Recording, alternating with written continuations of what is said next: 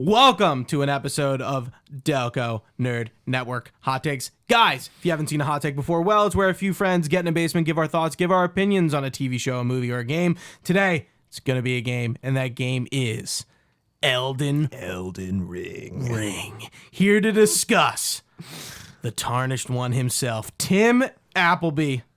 Hey, everybody. Welcome back. It's been a little over a year. Bit. Yeah. Well, the last one was Cyberpunk. Yeah, it was almost like exactly a year. And Trio, sadly inflicted with the Scarlet Rot. Rip. He could not make it out. Did he actually? He was just exposed to it, right? Or did he test positive? I don't know. Okay. His roommate Hope he's has all right. it. Trio, if you're listening. Yeah, he's like I'm all right, but I'm like, yeah, Trio's dead. No, he's all right. He's doing fine. But we're gonna soldier on without him. We're gonna talk about Game of the Year. Obviously, we'll call it here. We see it how it is at the DNN. This is Game of the Year. Tim, I don't think there's any question that it's going to get Game of the Year just from the impact it had alone. Like, forget whether or not it was that great or not. Like, just because of the shockwave it had, I think it's gotta win. Yeah, Elden Ring really pierced the zeitgeist unlike any Souls game before it, maybe besides Dark Souls 1. Everything that's come out, okay, Dark Souls 2, we know it's the black sheep, not too good. Dark Souls 3, great. Bloodborne, great. Sekiro, great. Am I missing anything? I don't think so. And then Elden Ring came out. And I don't think anyone expected this game to nearly have the audience, the clouts, the conversation, everything around this game just, I think, blew the fans away, especially. Like, I just could not have seen the popularity of the Soulsborne genre come to its apex with this game. Right. Yeah, I definitely didn't expect it to be a huge hitter with people that you would not normally expect to play the game. But I knew it was going to be bigger just because of like the way they did the marketing with like George R.R. Martin or whatever, who like think what you want was or wasn't involved. Who really knows? He was. He definitely was. We'll get back to that one. Okay. I don't know. All right, but we'll get to it. Yeah, absolutely. Yeah, and you could tell that they were, introducing the open world and trying to make it more accessible. So like you kind of knew that it was going to be bigger, but yeah, I didn't know it would, have everybody jumping on. Bigger in like more than one way. Right. The game being fucking massive. Absolutely and huge. the appeal of the masses. This game is fucking enormous to its detriment. Yeah, I think that's a great summary right there. I don't think I love how big the game is, but I mean, I think once I got to maybe like 120 plus, I put about 171 hours into the game, got all the achievements, saved scum the endings. I didn't play more than once, but my one playthrough, level 163, I played an int build and an intellect build, sorcerer. Nice. Yeah. And clocked in at 171. That's a build I kind of wish that I had gone for. What did you roll? And you played on PC, right? Yeah, I played on Xbox. I did like a little bit of Dex and Faith, so I just like rocked with the Uchigatana the whole dude. game. I see, like, and I was just like, dude, look at all these Faith spells. No, dude, for me it was the opposite. I was like, look at all this int shit that I'm getting, and it's like zone after zone. It's just like I'm just stacked with all this int gear, and I'm like, I can't use this. We'll get back to the game being open world, but one thing I really liked about this game is how immersive the builds and seem to be. Like the carrion sorcerers and stuff, and there's a real big emphasis on the sorcery in the game with Renala and stuff like that. And same with the faith stuff with Radigan and the Golden Order, and like you really feel like when you're playing a build, it's not just like you're just speccing into a class and like that's it. It's like, no, there's like a lot of lore behind like pretty much everything that you're doing. Yeah, they contextualized a lot of the skills and spells a little better, and they also just made it more so your build wasn't really defined by just one stat anymore. Because like before it was kind of like, really helps. Health helps. Yeah. Health, I think, is one thing that you really actually do need a lot of. Yeah. But there's no adaptability Yeah. like in 2 where adaptability, you got to get it to 28 and you're golden. That was the only stat I ever leveled up in Dark Souls 2. I just did adaptability the whole way, and it was that was cheese, man. That was good. Yeah, and all the builds seem to be viable. I think that's one thing in Dark Souls 1 especially. I not always wanted to do a sorcerer build, but I've always been sword and board, sword and shield, me too. very safe. And this was like, you know what? I used the shield for a little bit, but I was like a rapier, or I used the Dark Moon Greatsword, and then I switched over to Loretta's like polearm, and I was using like a catalyst. But like I'm a Dark Souls expert now. I know how to dodge through attacks. I don't need the shield anymore. Right. And I was kind of like almost impressed with myself that I'm like, wow, I played the game pretty much. I beat every boss pretty much without a shield.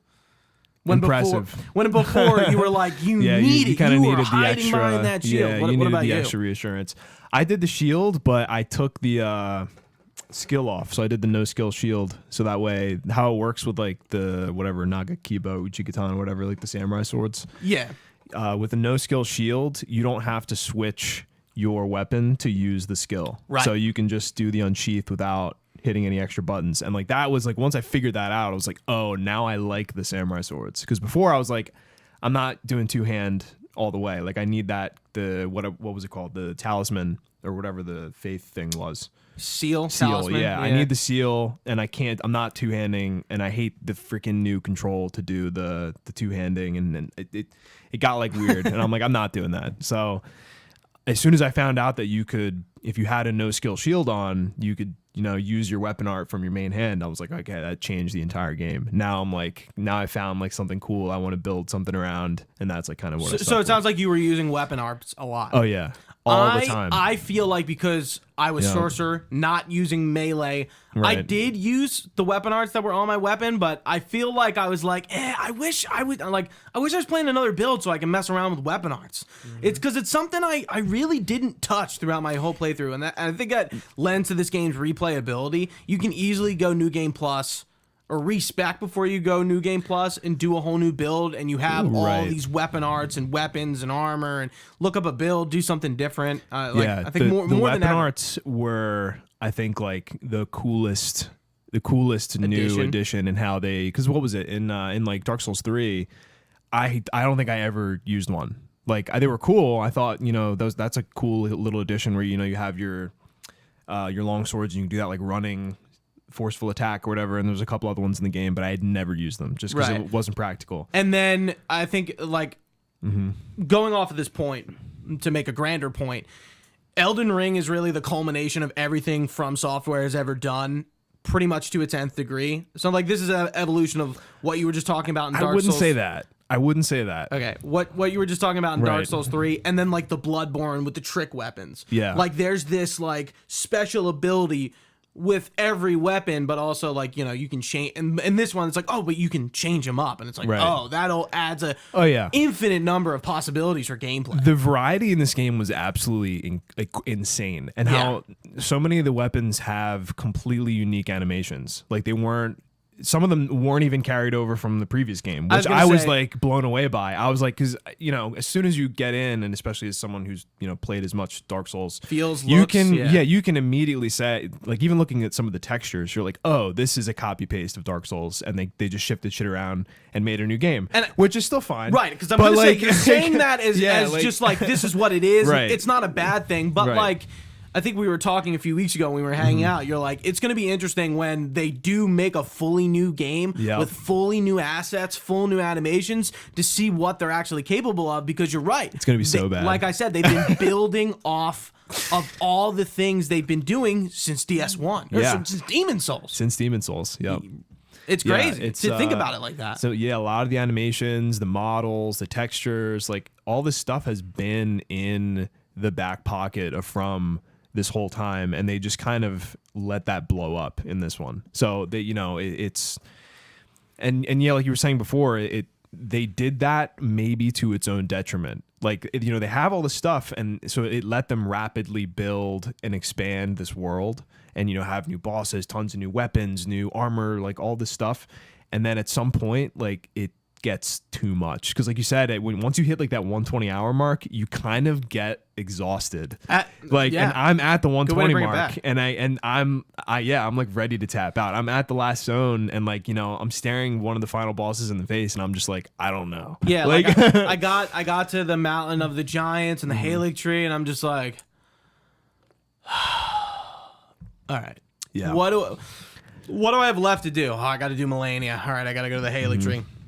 And I realized I didn't have much left, but I was really tapped out. And I think the size of this game, like, I think it's not fine the way it is, but if they go bigger, they're doing what games like Assassin's Creed have done, where they're good games, but the open world is so big, nobody's finishing them. Right. And you know, I think the achievement rate gives you an idea about how many people are actually finishing the game. The finish rate, what are we looking at? 20%. 20%. That's good.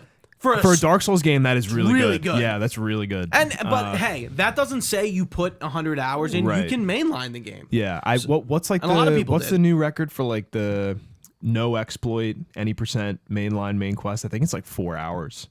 Like, you can just truck through the game. No problem. No, dude, I think it's like 20 minutes. What the? No exploits, 20 minutes.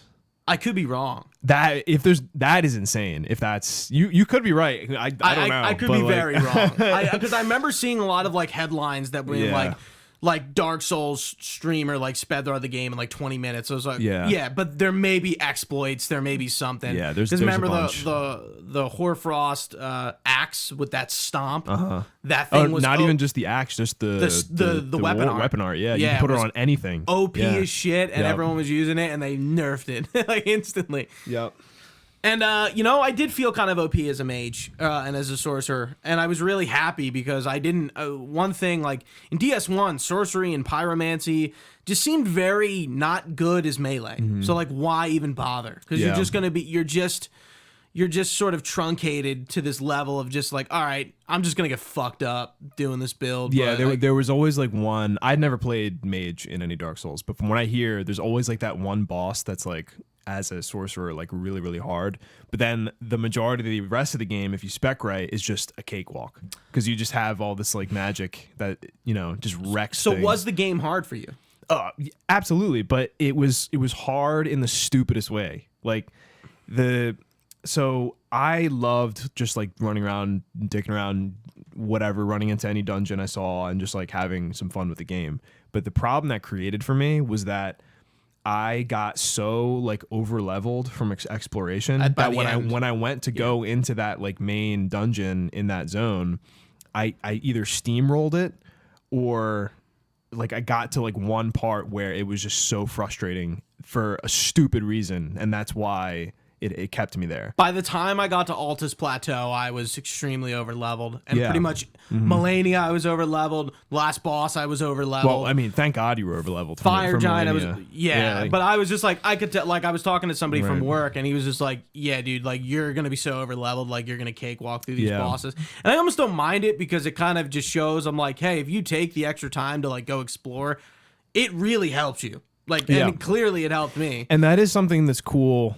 In how that addresses the problem that the other Dark Souls games had, which was his difficulty. Like I remember, like some of my friends. This is definitely the easiest one. Yeah, like for sure. Jeff McVeigh. He really literally got Dark Souls 3 because of everyone who was recommending it at that time, and played it for like probably 5 minutes and called Microsoft for a refund.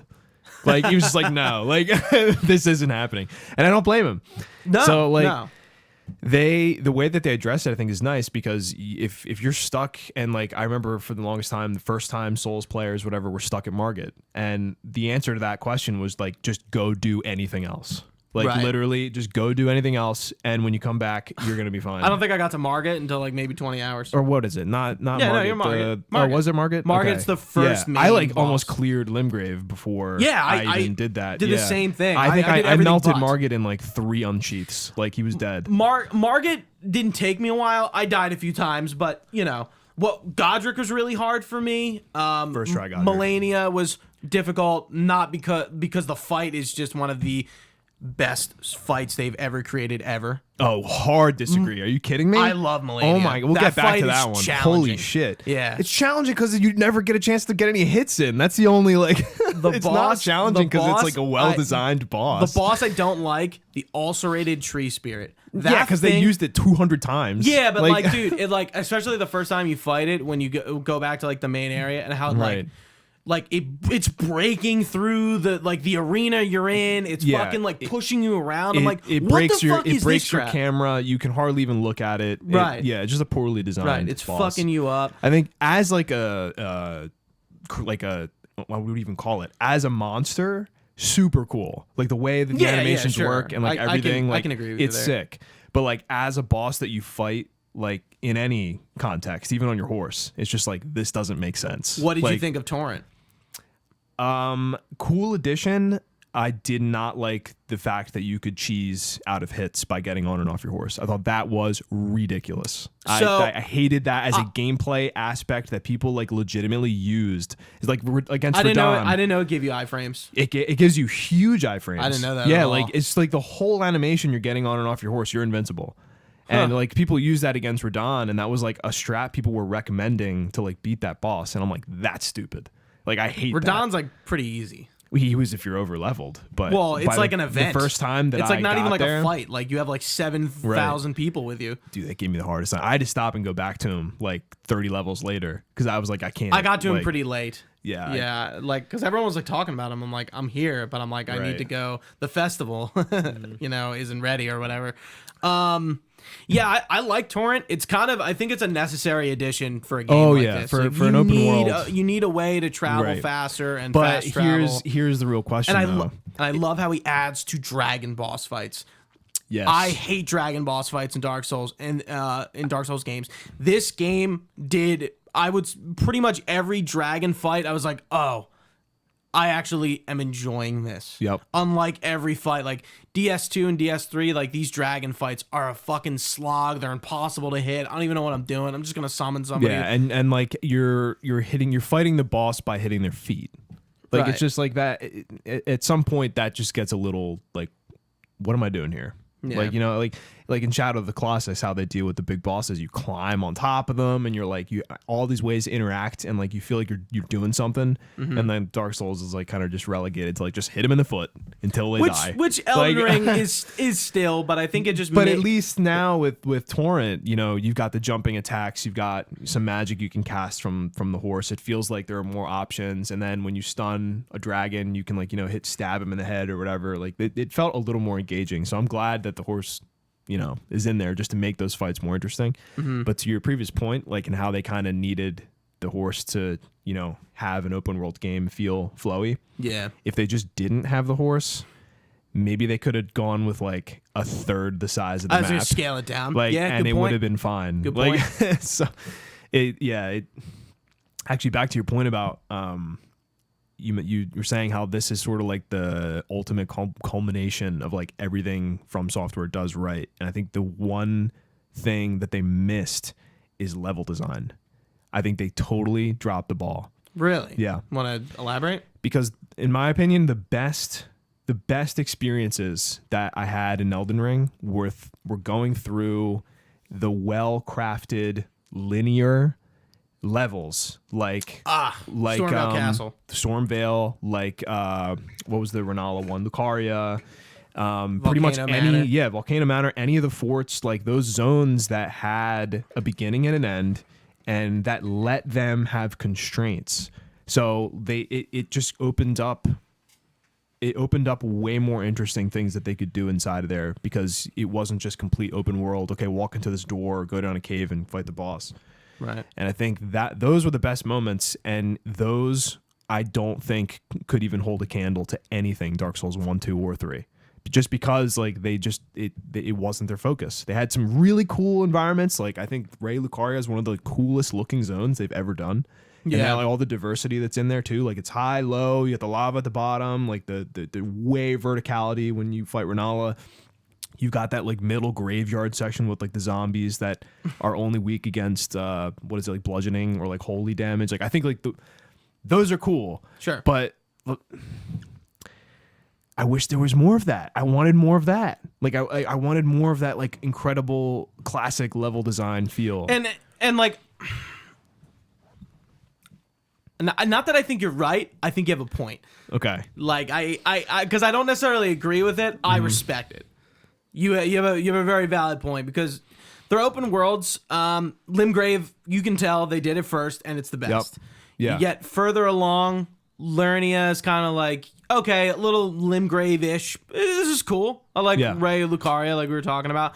Then you get to the Mountain of the Giants and the Halig Tree. They're empty. There's really nothing going on. Yep. There's enemies you fought 1,000 times already. There's really nothing new in these zones. At that point, you can tell and you that they get were a really little stretching. Bored. Yeah, you get a little bored in those zones, and I think that's what you're talking about, where that environment design kind of just like falls to the wayside. But like Stormvale Castle, holy fucking shit. It's fantastic. Yeah. So like you go from classic. like literally left to right in quality. Yeah, like Stormvale reminded me of like some of the best executed like castle levels in Demon Souls. Like that had like that classic Dark Souls feel. I'm like that's cool. I like that. Well, while we're talking about negatives, I really need. Hey, we've been giving Elden Ring its flowers a lot here, and I think we made some valid critiques. Another critique I need to make, and Blue Point really showed what the Demon Souls remake can look like at a quality.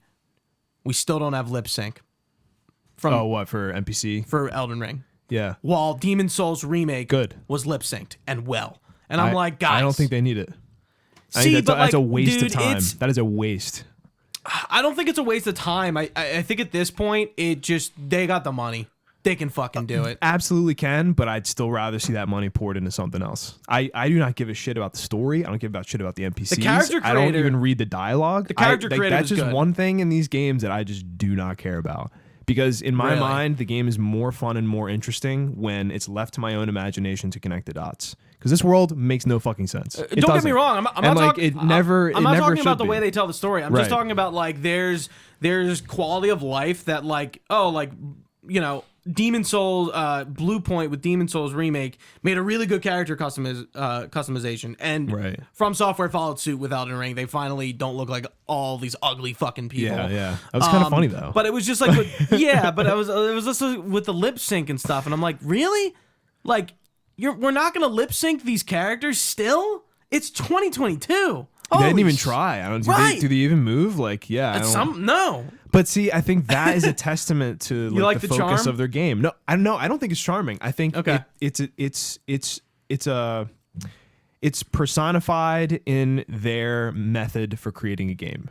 Yeah, they know their core values. I guess, right? They know their core values. They know where they're going to focus, and they're letting the story and dialogue go by the wayside. It's only enough to like give you a little spark to let your imagination run, right? Like that's why Vatividya is so great, because there is no rigid story. There is no explanation for 99% of the stuff. Yeah, so it just leaves it up to you, your brain, your community to just talk about like, what do you think this could be? Like, what does this mean? Like, I found this item. This has this description. Do you think that? Like, it opens up so much because they were just like, I don't know. Like, like, it's not that they thought don't. That was cool. Like, no, it's just that it's obviously narrative isn't the focus, but they're like, I think Elden Ring has the best story out of all these. I think it's the most put together for sure. And I think George R.R. Martin has something to do with that. And I don't know if you noticed. I want to hear George R.R. Martin critique, but did you notice a lot of G names, a lot of M names, and a lot of R names? Renala, yeah. Radigan, Radon. That's right. Margit. George R.R. Martin. Huh. Yeah. Oh, wait. Godric. I think that is GRRM, right? Yeah. Godric. I mean, there's a ton of GRNM characters. America, Melania, Mikola. Huh. Is that a thing that he does? Like, as part of his... Well, think about the Lannisters. They all, like, Tyrion, Tywin. It's definitely a thing he does. Oh, okay. Yeah, like, with their names. Mm-hmm. So, that was the first thing I was like, that's George R.R. Martin. He definitely made up all these characters. Right. Yeah. And as to what he actually did in the game, really good question. But I think he top level designed all the characters and named them all.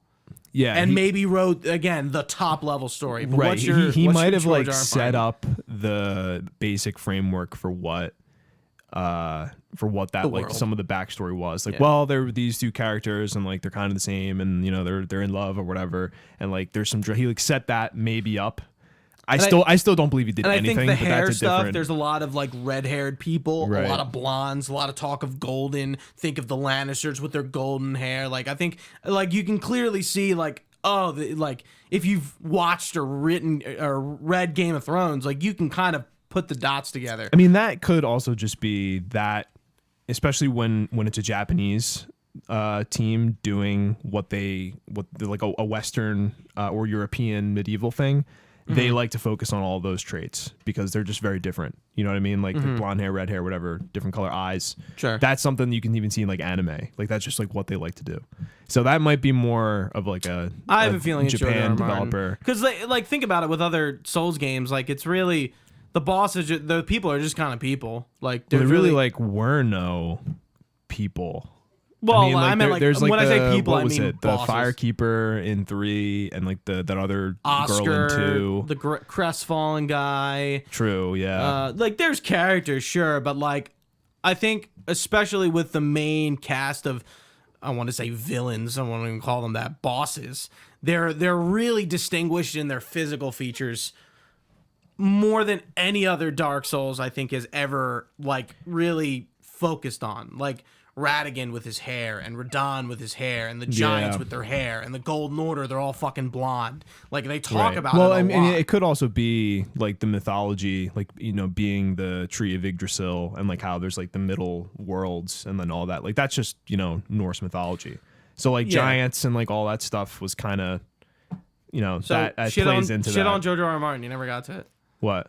Oh, shit on him? No. What is there to shit on? You said you said you had a bone to pick in the beginning. Oh, I just think he was there as a marketing chip. I don't. Absolutely, dude. I don't believe 100%. He actually. I don't know. I don't think he really did much of anything. I think he might have just gave his signature of approval. And I think that he did was it. Almost the bare minimum, a little bit more than the bare minimum. Maybe he did. But maybe you're didn't. right. I don't know. It's a good marketing tool, and I think it helped. Yeah. Oh, absolutely did. Yeah. That, especially that even just teaser. I think they did at E3 one year. Like the teaser alone, and the fact that like it said something about George R. R. Martin, Miyazaki, and George R. R. Martin, and that like that just stirred and up everyone was like, everything. Yeah, the Reddit And it's funny. I think George R. R. Martin has talked about it a few times since it's come out, and like you can tell. I think this is like, I don't know if you heard. There's some. Apparently, Norman Reedus talked about Death Stranding 2 recently, which has not been confirmed.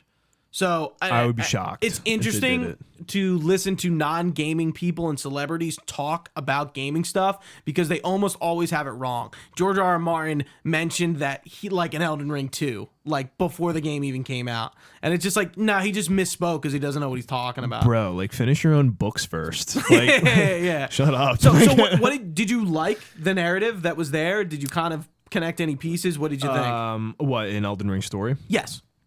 I mean, from what I understood, it was like any other From game. It had like this bare minimum just to explain a little bit of the setting and kick you off in creating an atmosphere. Like the story was to supplement the gameplay by making something feel cool. Like that's all. Like it, and to me, it did that, and I think it was great. Like that, checking the box.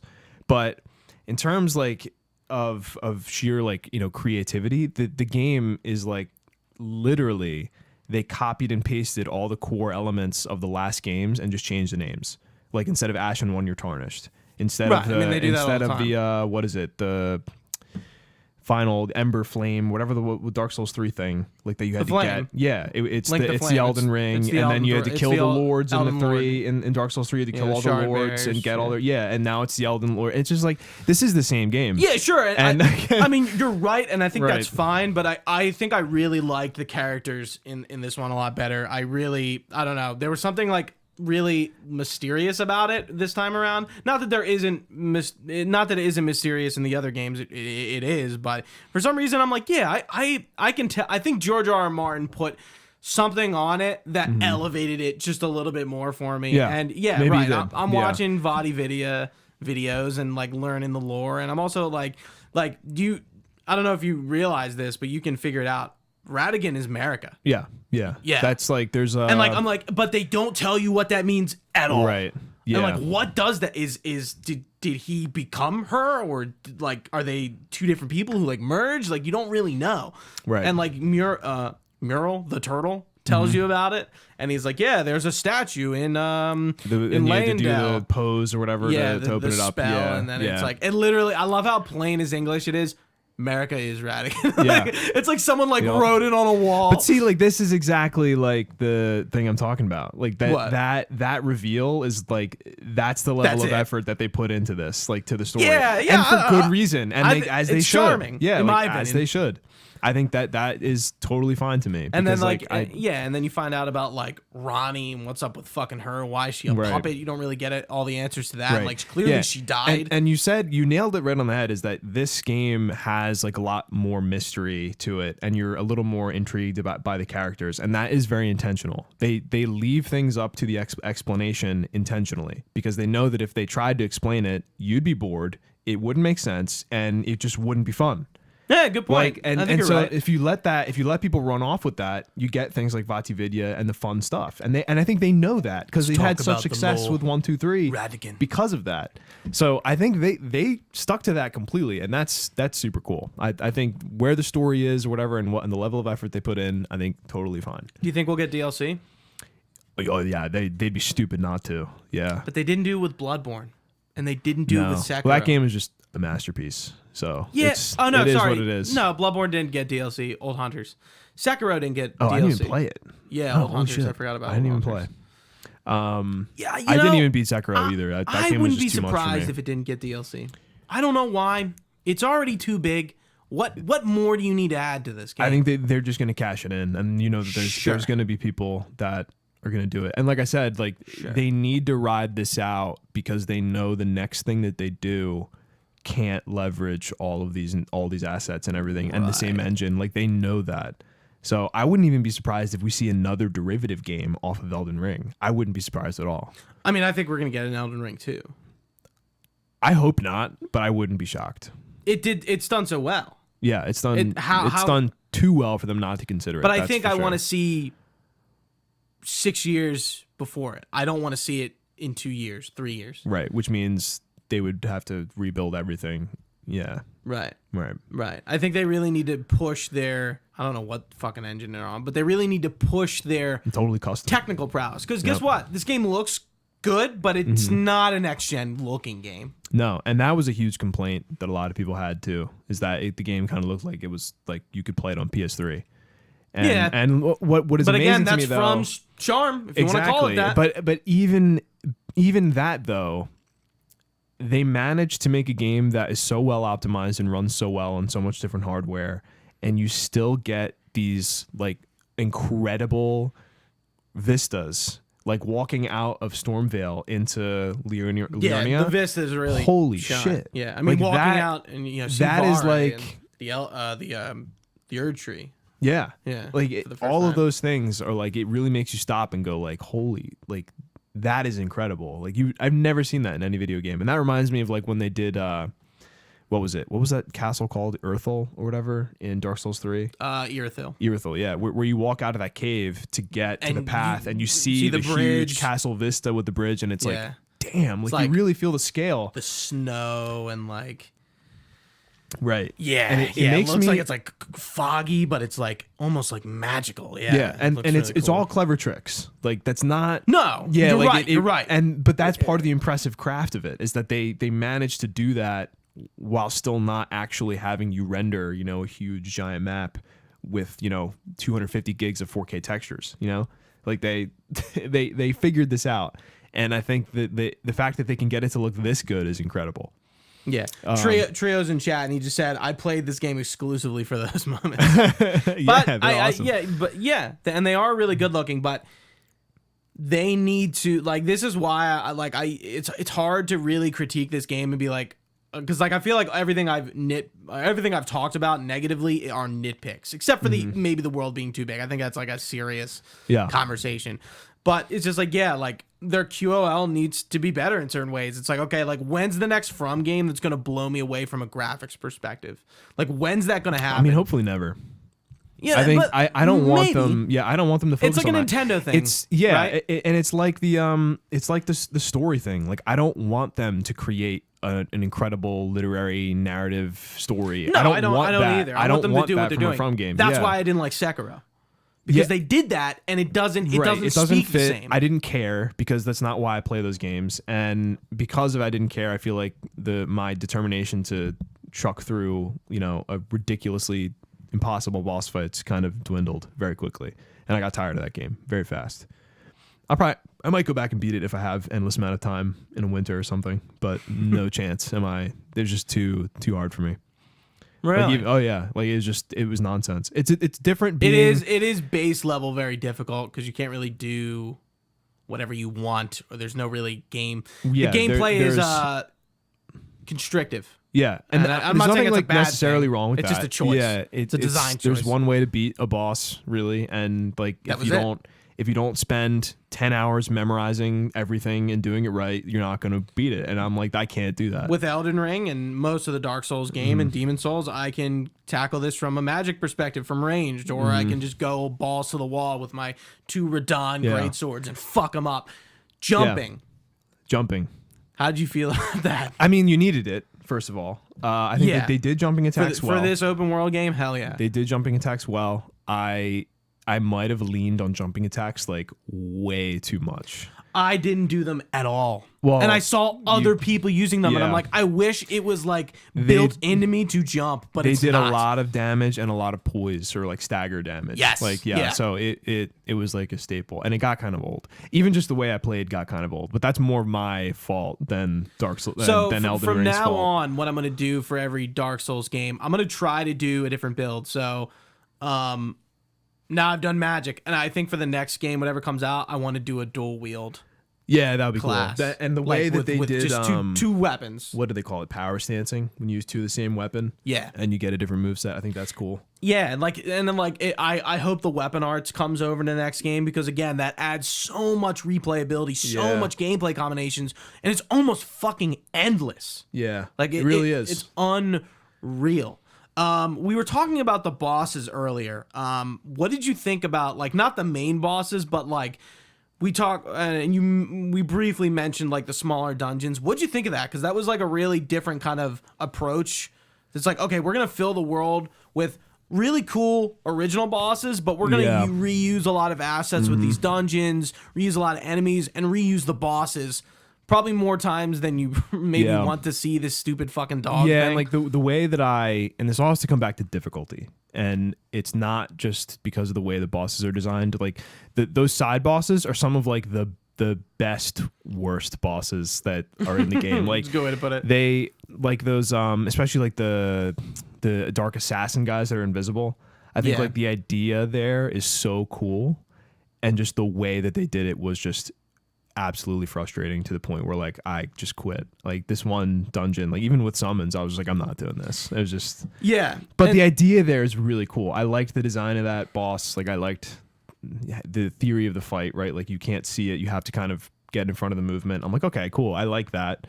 But it just, the way that the thing just backstabs you every 5 seconds, I'm like, yeah, I'm out of here. This isn't like yeah, and then like those are cool from like a novelty perspective, and then it just kind of gets old. Like if I played this game again, which I won't, because I saved Scum the Ends and I got them all. I won't. I've already poured 171 hours into it. I don't know how much more you fucking want from me. You got 171. You know what I wouldn't do? So I wouldn't do those dungeons. I would feel so unincentivized to do it, because I'm like, I've already seen these and I know what it is. So like, why would I do it again? And it was the worst when it's like you're going through like another one of those heroes' graves with like the big spinning death chariots, the spike things, and like. You know, I was never really too big of a fan of like hitting the wiki and like, you know, looking at where the items are. But like for this game, it got to the point where like I'd spend 3 hours doing a dungeon like that and beating a frustratingly stupid boss that was like the same one that I'd fought before, just a little different, or like with another thing in it, and just to get an item I can't even use. And I was like, all right, I'm not doing that anymore. Like I had to hit a point where like I was so disincentivized from exploring, just because there was stupid difficulty at some points, and then the rewards for doing so were completely useless to me. Like it wasn't even like for Souls, like just the the items that you get I couldn't use, and there's no way of you knowing prior unless you look it up and like someone tells you like, yeah, this is what you get here. And I think one of those items is the summons. I really like the summons, and I think they make the gameplay more accessible because like you're kind of summoning without going online to summon people. And I think and, there's like a they're only so good. Some of those summons are really fucking good, but there are too many of them. I don't think there's too. I don't. Oh, I do. I think if you're gonna have them, do it like that. Have them. Yeah, like if you're gonna have them, make them a cool part of the game that at least you get. I was like, some why fun are there out of so that. many of these fucking things? But I think that the summons and the way that I see those is that was a solution to a difficulty problem that was like a last minute fix. They saw that they knew because of even the way Dark Souls 3 handled on release, like it got a lot of hype. It turned away players from the difficulty. So they were like, well, let's open it up and add different ways for you to play. So, okay, let's create this summon system that can really help you out and give you another way to beat bosses. But the way that they implemented it, and I think the way that they reacted with the difficulty design of the other bosses meant that it's almost like they designed some bosses so that you have to use summons. Like there really is no, and they built that in to the difficulty. And then that to me like was dumb because now I feel like, well, like I don't want to use summons. I want to play the way I want to play like I had done the other Dark Souls games. But now it's like, it's almost like this is begging me to use the summon. Yeah, I towards the end of the game, I started using the summons. Yeah, I had to, and especially when you're 120 hours deep and the difficulty is so whack that even over leveled for a boss, they're just ridiculous. You like have to. But I didn't summon people from online a lot. I turned the online features off. I hate them. Absolutely ridiculous. Dude, Elden Ring. You don't like seeing those messages? People memeing. When like the turtle dog, I don't want to see your memes. I don't want to see anything. I think that adds so much to the world. No, dude. Everyone can fuck off. Leave me alone. That's how I play all these games. I like those messages a lot. I think they add a lot of charm to the kind of like Death Stranding. There's this like ghost multiplayer aspect to the game, right. And it's either in the form of like genuinely helping, trolling, or just memeing. Yeah. And I think it's funny when people with turtles, dog. Or they like stack messages in this one part where like they know that you're gonna hit Y to go up the ladder. Like they'll like fuck you. Like they'll put them in like special spots where like they know you're gonna get ganked, and then in order to react, you like need to hit that button, and you end up reading a message. And I'm just like I'm not doing that. So many memes of like strike here, liar, like for the invisible walls. Like those were funny at first, and then it goes like there's no fucking illusory walls. Like those are really funny. I think like the whatever tri-finger butthole is like okay, that's kind of funny. A lot of rumps. You can put rump in a message, and people behind just like rump. Yeah, I just never played the game like for the community, so like it never. It's not for the community. I think it just adds like when you're going through this like dark, depressing world and. Rump. like you have one of those moments. Like it's just like it's so like silly and like toilet humor, but it's like fucking funny. I don't know. It's kind of funny. What'd you think about the crafting system? Because stupid.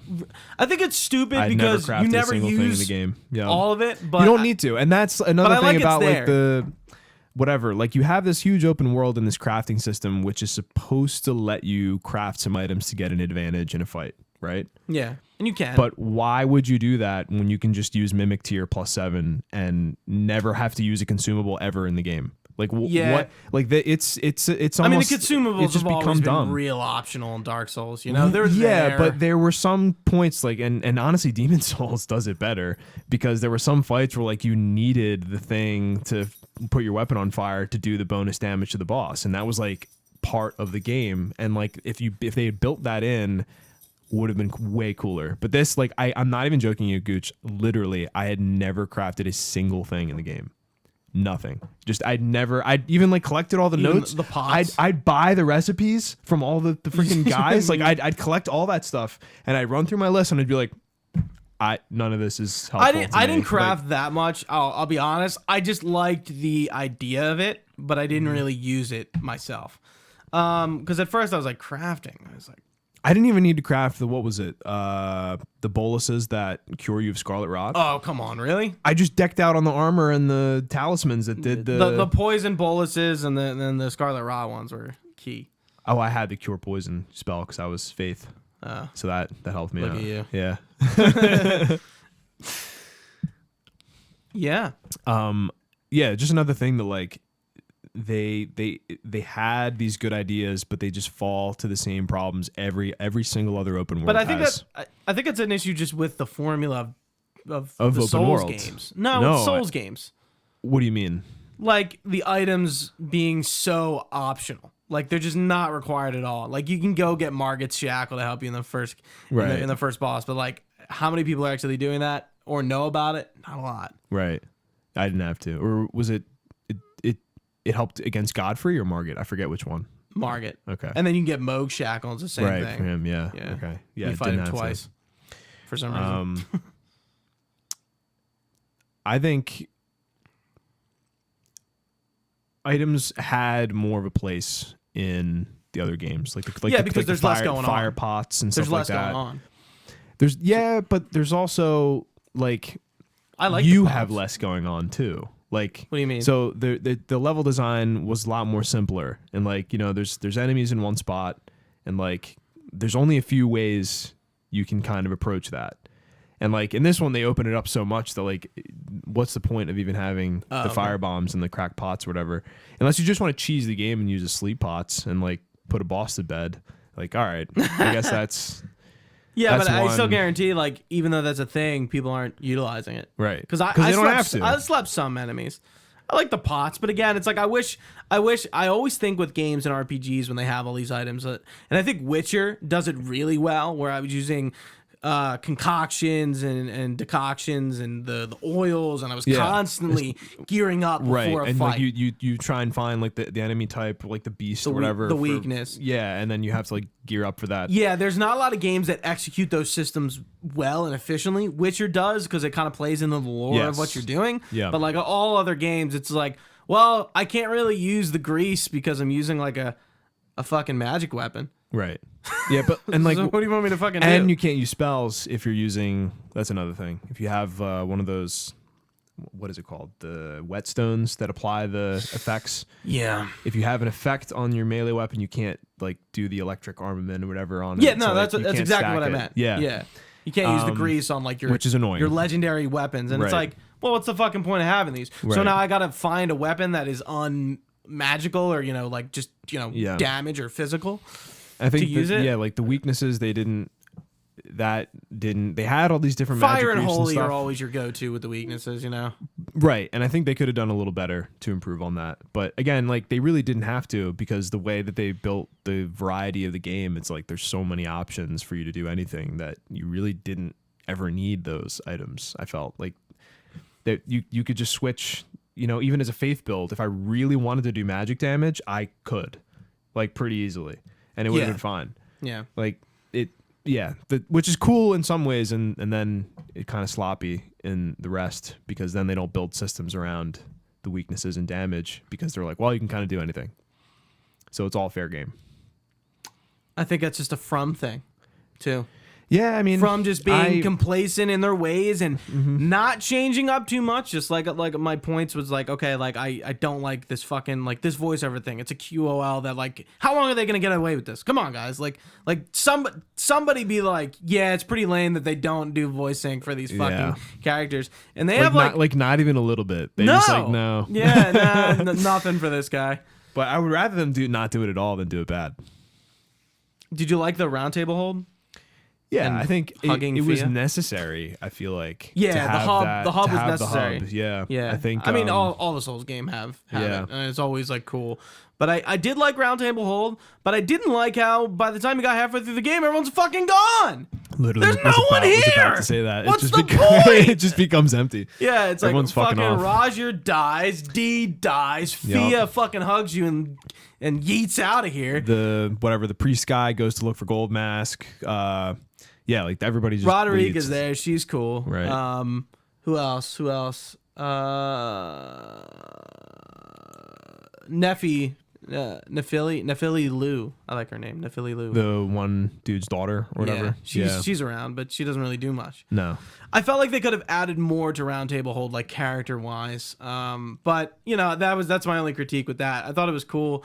The two fingers thing is interesting, and I like how like at first you're like, oh, guidance of grace, got to follow the guidance. Ooh, right. Like listen to the two fingers, and then like you hit a certain point in the game where like multiple characters are like, fuck that, and like oh, the frenzy flame thing, or like this path, like, and there's like a few different people skeptical of what you're doing and have their own like, you should do this, right? Or like, hey, like this is like the two fingers, don't listen to them, we're just gonna go kill people. I'm Vare, again, like this is just all part of the story, and like and I like that because it's interesting, because it makes you think like you're not like, why are you doing this? Like, yeah, and it's also because it's so nonsensically strung together, it like it just becomes a little weird. Like I remember doing Volcano Manor or whatever, and like originally like I wasn't going to join up with the lady, because I was like, well, that seems to be going against what I'm like trying to do but here. It doesn't matter. No, it doesn't matter. And also like by the end of it, it's like, oh, that was actually like the right way.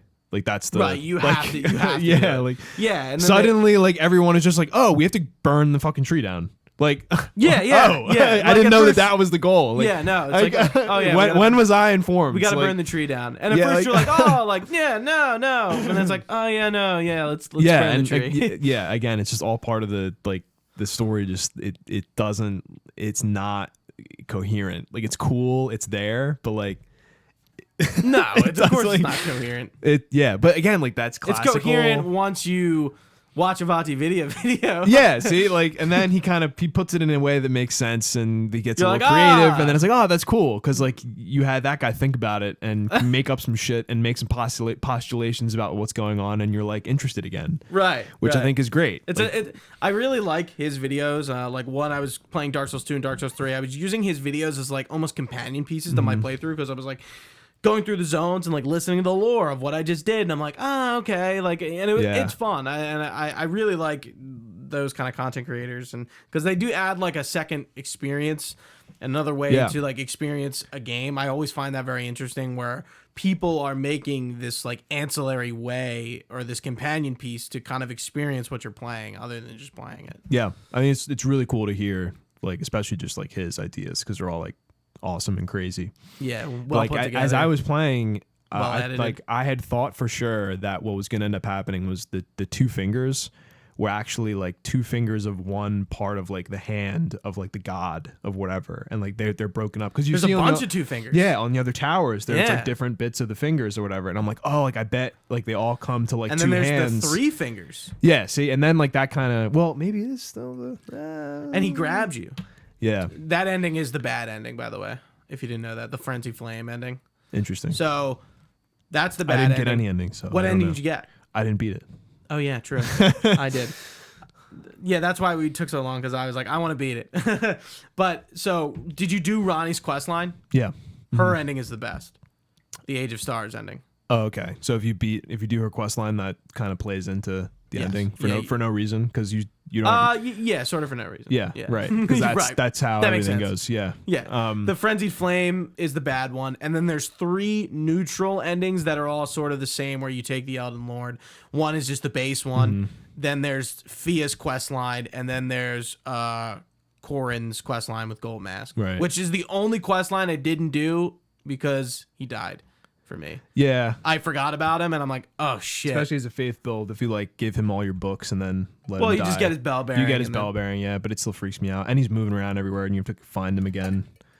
But it's just kind of he leaves, he fucks off from Round Table.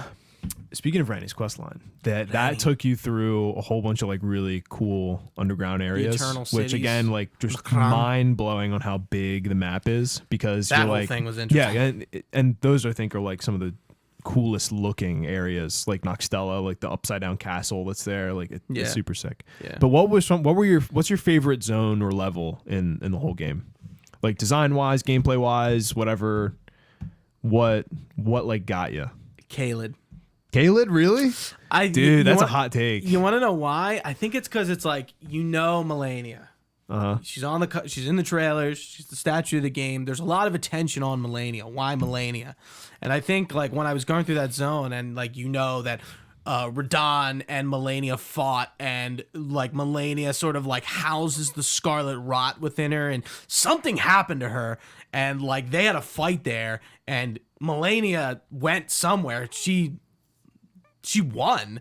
And Radahn is still there somewhere, walking on his little pony thing, and like I'm like, what the fuck? And it almost reminded me of like a war, and you're like in the ruins of the war, like and like you see these like big dead skulls and the scarlet rots everywhere, and there's leftover dogs and knights, and Radahn's men are still around, and the clean rotten knights, Melania's forces are still around, and you're like, what the fuck happened here? Okay.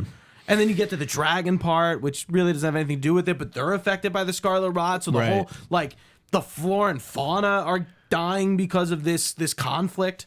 Okay, so for you, it was like how that played in to a cool part of the story that you liked, and then that triggered all that imagination. Because for me, Caelid was just a mess. Caelid is like from a design perspective, it was just a fucking mess. Oh, like, really? It didn't make any. There's shit scattered around. The dogs are never explained. It's like the giant dogs. Yeah, it's like what the fuck is this? Crows. Giant crows, and like nothing really had that coherent like atmospheric fit that a lot of the other places had. Like everything like in most other zones, you're like, okay, like that's fucking crazy, but I can see that like being here. You know what I mean? I think my number 2 is Ray Lucaria from the normal. Yeah. It's cool. Yeah. I was a sorcerer, so I liked the Ronnie's involvement and what Renala has to do with this, and how she's a sorceress, and the full moon stuff, and like all where the magic comes from, and the stone crowns. Selen was my favorite NPC because she's the first one I found, and I just liked the aesthetic of like, why are they wearing these crowns of stone with glintstone coming out of it? It was really interesting. But yeah, Ray Lucaria, number 2. What about you? I might have to agree with Ray Lucaria just because I think that was the not even just the castle, but like that whole area. Like I think they definitely had a vision for what they wanted to do with that, and they I think put in the extra effort to make the rest of the gameplay fit very well around that. Yeah. And that I think like you can kind of tell they put in that work and you're always there. like, what the fuck happened to the town? You know? Yeah. Who are the Albinurics? There's all these like there's also like that one part that has like the fire monks and stuff, and like there's a lot going on. Yeah, I mean they're coming from the mountains, and, right? Because you find out that's the first place you find them, and like they worship the giants and the fire magic of the giants, and like you learn a little bit about that. And of course, I'm reading every item description ever. Thank you for reminding me, Tim. I hate how convoluted the inventory is in this game. There's just much. There's so many tabs. So many. But I'm like, guys, again, we like, needed to condense something here. This is again like it's the folly of this open world game system. But like I've never played stuff. an open world game that had like Skyrim or Fallout or like The Witcher. That inventory system was a nightmare. I don't think so. There were like 10,000 items in The Witcher. Like, but like you could there were have like any 4 of them at tabs. all times. This game had like 10. They could have made more tabs for you in The Witcher. They could have done that. I didn't need more tabs. I was like, dude, where am I? Like picking up an item and I didn't realize it shows you the symbol of where it is. Yeah. Didn't realize that until like 100 hours. No, but even then it doesn't do much because you're still like cycling through the tabs or whatever. And like I think a grid inventory would have helped a little bit just in terms of condensing everything because there's so many weapons. Yeah. And so many items. And I never put anything in a chest. Right. I just wanted why would you do me. that? Yeah. You're not penalized for it, so why would you? Right. Yeah, that was a nightmare. And I completely agree. I mean, they could have done I was like, dude, there are way too many tabs here. Way too much. I don't know, I don't know how to fix that per se, but it was not conducive design at all. From I don't know, maybe that was part of the design because then it's a menu. If you had an inventory system that was too good in PvP, someone could build a macro to re-equip their entire build like really fast. Yeah. But otherwise, since you got, all these items, take you forever to do it. Yeah. I don't know. What do I know? I don't even play PvP. So, Ray Lucaria was your best zone? Yeah, or in terms of like just from a purely visual perspective, the what was it? The upside down castle in Noxtella. Yeah, I think that was... Those were really cool. And that was another thing interesting. Cool. It's like, what are these eternal cities? Why there's these like Viking druid things, ghosts down here? Like, what's going on? And then they're up top, and it's like, okay, like, why are they up here? Like, why are they normal up here? Right. Like, you know, you're asking so many questions. And the mimic with, like, the goo. Like, what's that all about? You know? Why explain? Well, the whole thing of Ranni's, like, how it's tied to Radon and, like, you know, so that it's grounded in something to do with the main story, I guess. But, like, everything else with Ranni, like, yeah, like, what she is or, like, why she's a doll or, like, whatever, why you're even doing it. Isn't really explained at all. Yeah, it never is. And it doesn't have to be. I think that was a cool quest. Her body is on one of the towers. It's charred, but it's there. Oh, and you mean like the Two Fingers towers where you use the Great Rune? One of them is her body. Wow. It's her. Yeah, so like she taught, like there's hints that she says she was real at one point, and yeah, she's like a doll now, and then I think it's interesting with like Blythe and like EG and that whole like her posse, and it's like what's going on here, and then the fucking if you go through a quest like Blythe goes crazy, and then like the Black Knives kill EG, and you end up killing. Dude, I don't know what happened. Maybe something with my game got effed up. But dude, that Blythe guy was never where he said he was gonna be. He was like, "Oh yeah, I'll wait for you outside the entrance." Where the fuck are you, dude? I did. Like, so I missed him when I first. Like, I missed him every single time. Like he would just be like, "Oh yeah, I'll meet you here." Wasn't there. And like so like I end up like getting to the end and he's like, "Oh, like you looks like you know managed by yourself." And I'm like, "You didn't show up, motherfucker." Like yeah, because the last time you interact with him is in the underground city. Right. And he just is like, I don't know. He's just chilling. How do we get up there? Yeah, I don't know. Yeah. And it's just like, well, and you find out you have to kill Radon because Radon shackled the stars. And once you kill him, the stars are unleashed and it crashes. That was a cool cutscene. I think also the Renala fight when she goes into phase 2 and you fight her like in the Bloodborne like water arena and she like points her staff in the moon. It's fucking sick. Oh, that is a cool fight. I really like that. I think they had opportunities to do more like that. Like when you teleport to like the what is it? You know, those like big like deer bosses that you had to kill like 3 of them. Yeah. They could have done so much more with that because they had infinity to work with. Like they could have done whatever, but they just made this like foggy, weird underground nothing with nothing to see. And really. You fight what's his name? The skeleton magic thing. Under there too, yeah, and it's the Estelle, same, the natural born of the void or whatever. That thing was cool, but that was really cool. And then you fight it a second time. I'm like, what's this? I know. You fight everything at least twice. Not everything, almost everything, dude. I'm just like, really? You're gonna reuse this boss? Like those like falling star beasts, like things made of rock. 3 of them. Yeah, like at first I thought like this was a cool fight, like that was like a sick thing to like run into. Yeah, and, like it is cool to run into that stuff in the open world though, like the falling star beast. Like I'm in what was it, Altus Plateau, and I jump up the thing with Torrent and it lands you right into another one, and I'm like, great, that's Volcano Manor. It annoying, which is next to Altus Plateau. But. So okay, what is your least favorite then? What's your most hated zone?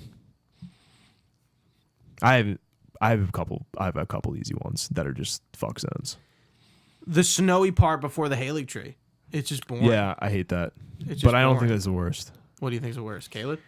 Ohio, as some people call it. The one place beneath the Capitol where in the sewers. Yeah.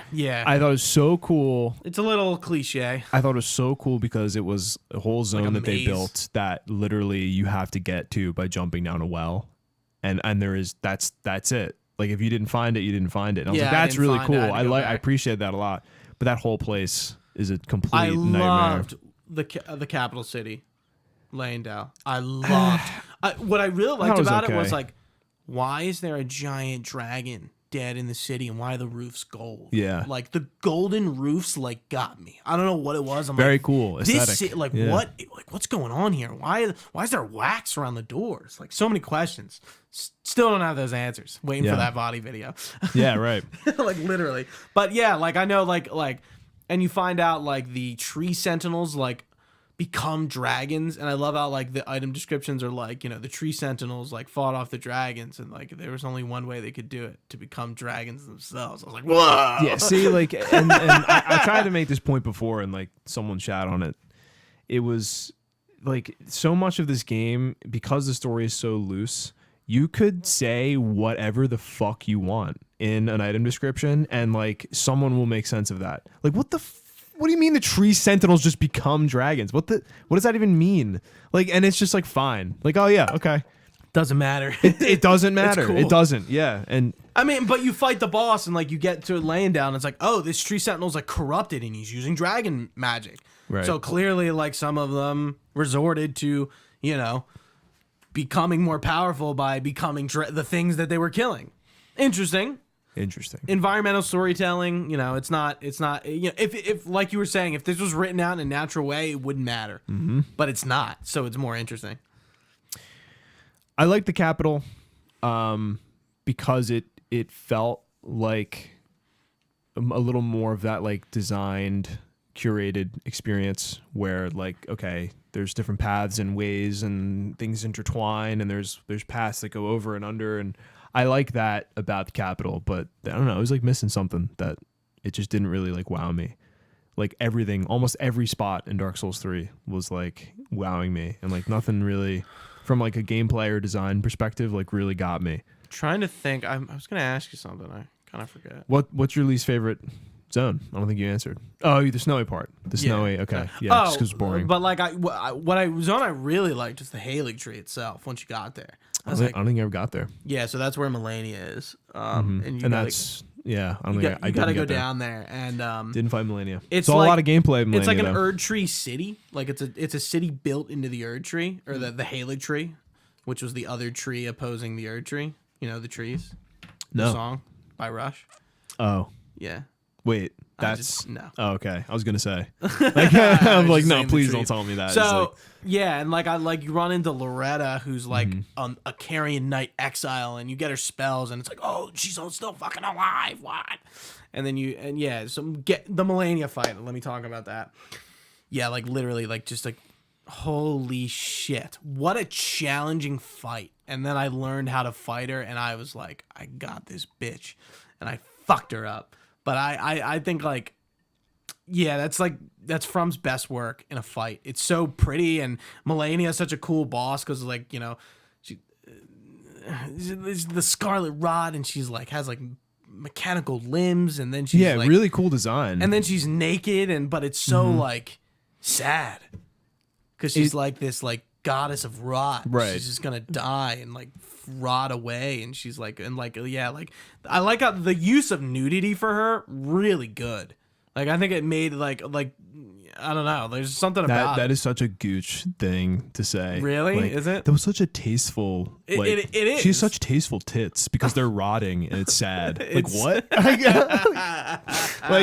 I don't know, but like she's all like, you know, she's all like stacked up, and then like she like just takes her helmet off, and like she like she dies, and she like blooms into a flower, and the flower like explodes, and then she has wings, does a shitload of damage that is hard to run away from. Yeah, and she has so many AoE splash attacks that don't make any coherent sense. Oh, the waterfowl, you need the bloodhound step. I know, which is ridiculous. I love like, oh yeah, the way you beat this boss is just more iframes. Yeah. Oh. I still thought it was hard. hard. We're back to Dark Souls 2. Oh. Okay. Like, I thought we moved past this, guys. I liked it because it was the only boss like that. And it was optional. It wasn't, though. Imagine if Melania was required. What was it? I forget the name of the like dark-looking beast thing who crawled around on all fours and had the glowing red sword that like... Malekith. Yes. That boss was the same way, just not as difficult. It's just they just string attacks over and over and over and over and over, and you don't get a chance to like do anything. And the way you beat it is like it's RNG luck, and just hope he doesn't string the right pattern of attacks at you at the same time to just one hit kill you. Dodge. Yeah. Okay. Yeah. Just gotta dodge. Yep. Just gotta dodge.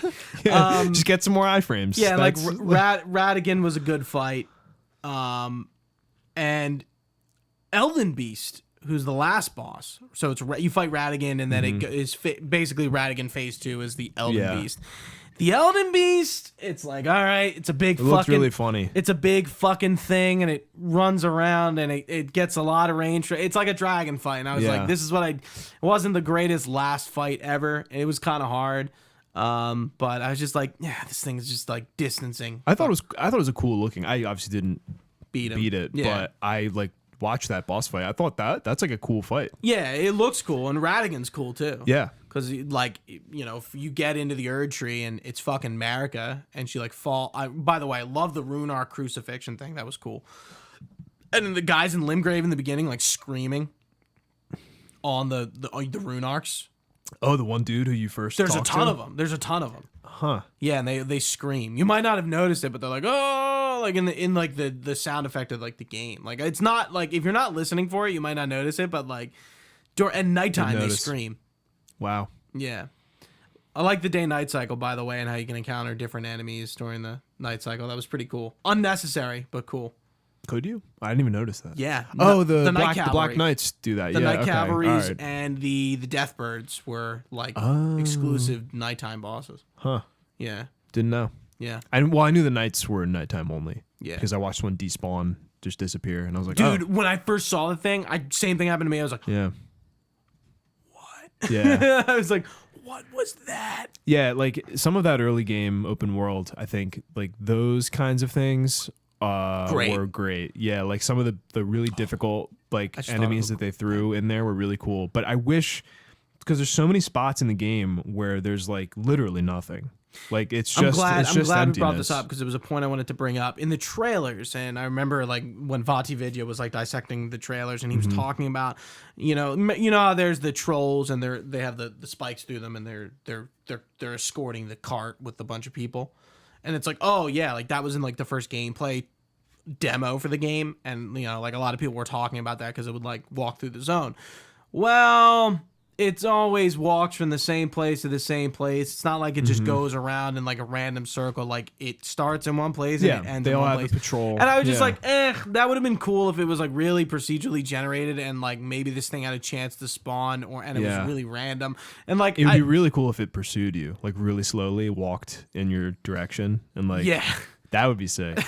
Yeah, and like those kind of open world sort of radiant dynamic events that like Red Dead Redemption 2 is really good at. It like really random. I like I used the word radiant, like Guild Wars 2. Like isn't Radiant that, didn't is, they do that? They tried to like coin that. No, Skyrim has a system called Radiant Quest. Okay, all right. Yeah, like Red Dead Redemption 2, I think is the champs of doing that kind of system where like there's these really random encounters and they're really strange, and like you know, they don't really repeat too much, and they're few and far between, but when they happen, it's like really interesting. And I wish Elden Ring did more of that. They kind of do it in their own Dark Souls-y, like you expect. The pot guy that's like stuck in the ground, and like you it's not like you randomly find him. He's just always there. How did you like the pot guys, by the way? Did you find the pot village? They patched it in, didn't they? The new one? No, I don't think so. With Jarburn, and he's like, "Hey, cuz." He calls it cuz a lot. But he's like, "Are you gonna be the weird. potentate? You got soft hands." No, it definitely didn't. So, whatever the hell that is. So you know where the tower that is upside down that Renala gives you the thing, or not Renala, that Randy gives you the thing for that you turn upside down. Yeah. On the other side of that, there's Jarburg, and it's a town of jars. Huh. And there's one guy. Because I did that, and I did the upside down. There's one guy there, and he talks to you, and his name's Jar, Bairn, Jarburn. Okay, interesting. And he's like, "Hey, cuz." He calls you cuz all the time. And he, in that accent? Yeah. Yeah, he's got a little accent. He's kind of cute. And then there's pots that just go just like this.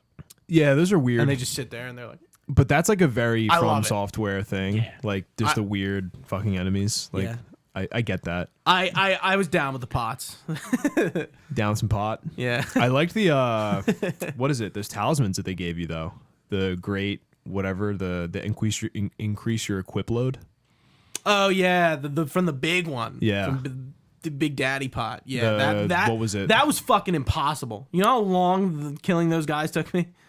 Dude, I beat that like second try. Dude, they were so hard. They were really hard. And it's always random, and like I'm like, oh, this one again. Fuck. And like he just fucks me up. That was a good one. That was like, those were cool to, I liked that they added more of those NPC fights, because like the one, I had a lot of fun fighting those guys. Like the one that's before Renala, that one knight, I feel like Moon Knight or something, that is, you know, like the big ball that spawns out and runs down the stairs, like the big boulder. Yeah. Right past there, there's that guy. Oh, yeah. the invader guy, the human, not boss. I don't even think he's an invader though. I think he's just like, he's just there. Yeah, he's a carrion knight, and he has the shield. Yes, yeah. I think like he was that, hard. Yeah, and that was so much fun. Like I think that was like a really well designed like fight right there in that spot. I think that was cool. I really wished that there were more of that. And sometimes I'd get that same feeling from the other like humanoid NPCs, especially like in the. Is that spot called the Coliseum with the big pot? It's funny. It's not named. There's no. Well, like someone talks about there being a Coliseum somewhere. Oh, and I assumed that was it. It's Alexander. Yeah, and I assumed that was it. It is. But there's a few. I thought what I thought was gonna happen was that I would beat those 3 guys. You would be able to go in. Yeah, and he would like stand up and let me go in, and that's the Coliseum. You would think so. Yeah, and then it was like, nope, you're good. Yeah. There's 3 of those Coliseums in the game, and they do nothing. I'm like, I wonder if this was a relic of like a PvP system. This game, I think, has the least PvP systems out of any Souls game. Really? I think so. I mean, I didn't do any PvP, so like I never do either. But I'm just like, but usually there's a place, like an arena place, to do that, and it's. Just I think in this game you can pretty much do that anywhere. Like anywhere becomes the arena. Right, but I don't know. So you can just pick a spot. So like if you like fighting people. Yeah, and that there's probably spots in the game where like a lot of people flock to. Oh, I'm fight. Sure. Yeah, it's and like then people know. Right. Yeah. But yeah, it is still the janky like From Software PvP system though, where like you interact with other people via strange items. The praetling. And like the fingers and stuff. Hello, you're beautiful. Oh yeah, those are funny. They're fucking. I have those on my hotbar, like just to entertain myself sometimes. Yeah. Yeah, like it's the games have a lot of charm. They've absolutely. Yeah. So funny. I wanted to end on this. I mean, we talked about Elden Ring's Game of the Year. Yep. Nothing's beating it. Yep. Sorry. Starfield's gone. Elden Ring wins Game of the Year. It's a shoe-in. Yeah, and honestly, like, it's funny because like I honestly don't think Elden Ring was like that good, like compared to like Dark Souls 3 and everything. But it's great. Just because of like how crap everything else is, it is like the shining star. Like it's just that it's the only one. It's the only game anyone has ever talked about that you know people raved about for a long time. Like pretty much all through COVID. I think the last one that had this big of a hit was like Animal Crossing. Yes, I like, would agree. It's just like it had a huge wave, and that's the only reason like it's getting it. Because it's just COVID? No. Just because of like the effect socially that it had. Right. It was just the right time, right place. Like it hit everything. It hit all the right notes. And Horizon launched a week before it and got trounced. Yeah, I love how like it's like I feel bad for that game. It's not Game of the Year, but like the conversation was there for a week, and then everyone was playing Elden Ring, and everyone was talking about Elden Ring and nothing else. Yeah, it was a big mistake of them to try and line those up. Elden Ring got delayed, remember? It was January. That's true, yeah. Yeah. Mm-hmm. Yeah. Yeah. I think, honestly... The Game of the Year conversation is just going to be interesting. It's like, okay, like, so what does Elden Ring not win, right? Well, what does it not win? I mean, narrative, it's not going to win. Yeah, best story, best acting, best game acting, because that's like that's a category now, is it? Yeah. And I mean, it's good, but it's going to win Game of the Year, and it's going to win best action game of the year. Like it's going to sweep, you know, and it's going to be interesting because I don't think a Souls games really have been Game of the Year contenders. Dark Souls 3 might have been, but I don't think so. I don't think it's ever won anything. I think all of the Souls games have gotten better with age. Maybe not except for 2. But like Bloodborne has like a cult following behind it. Oh yeah, no, that's fine. And it's only gotten more with age. Yeah, there's someone made a like MS-DOS kart racer. Well, yes, there's that. But then someone remade Bloodborne in like old like Tomb Raider style graphics, like for MS-DOS, like PlayStation 1 graphics. Yes. And it was I think the same person who did the kart racer. That'd be so funny if it was. But I think like that is crazy to me. Like that's That's some real respect from fans there. When you're like, I'm gonna recreate this game like in bad graphics for fun. For fun. Yeah. Yeah. So that's it, man. I don't think Elden Ring. Elden Ring. Would you recommend this to anyone?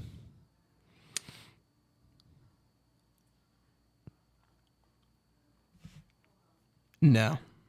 I would recommend it for anyone who has 200 hours to blow. I would recommend it to anyone who's really interested. I wouldn't be like, hey, you random person, go play Elden Ring. That's like, for me, that's hey you random person, go play Death Stranding. Like that's that game for me, as most people know. But yeah. Oh well, yeah. Death Stranding is that's a nuanced, right? Like That's very quiet taste. It's a piece of art. Yeah, yeah. Elden Ring is a piece of art in a very different sense of the word. Right. But yeah, game of the year, Elden Ring. See ya at the end of the year when it gets at E3 when the predictable happens. Yeah. You mean Game Awards? Yeah. E3 ain't happening this year. Oh, okay. It's happening next year. That sucks. Whatever. Well, like there's an Xbox conference this weekend, and dude, they're doing their own. I'm glad I have you to tell me what's up because I'm totally like tapped out of all this stuff. Yeah, we're podcasting on it on Sunday, so Cool. that's what we're doing on Sunday. Yeah, I'm looking, but that's pretty much it. And like Jeff Keighley does his own thing, but he's like, it's a lot of the stuff you already know about, not a lot of huge new announcements. So it's just like, that's fine. Mm-hmm. We know about a lot of shit that isn't out yet, which is really funny. There's so much that's been delayed from COVID and so much like in the air, like especially with like Xbox, they have so many games like lined up that are just not out. And like, it's like, when is Xbox going to like release the games, Yeah. But anyway, that is it for us here at Elden Ring. DNN. One of the best open world games ever made. And one of the most interesting From games. You heard it here first, folks. Mm-hmm. Thank you for watching live at twitch.tv/Delco Nerd Network. You can follow us on Twitter, Instagram at Delco Nerd, as well as TikTok, Facebook, social medias. You can find us at pretty much all of them. We have a Discord. You can join that in the description of this podcast, as well as find all those links for those social media. We talk about Elden Ring. Actually, we've definitely talked about Elden Ring a lot, as well as other lots of memes, nerdy topics, memes. The shit you like. We talked about. Discord's fun. Yeah. What else? Find this podcast everywhere podcasts are found. YouTube.com/Delco Nerd Network, as well as Spotify, Google Podcasts, Apple Podcasts. Where you listen, you can listen to DNN. Guys, all this information, DelcoNerdNetwork.com. For Tim, I've been Goosh. Thanks for watching. See you next time. Stay nerdy.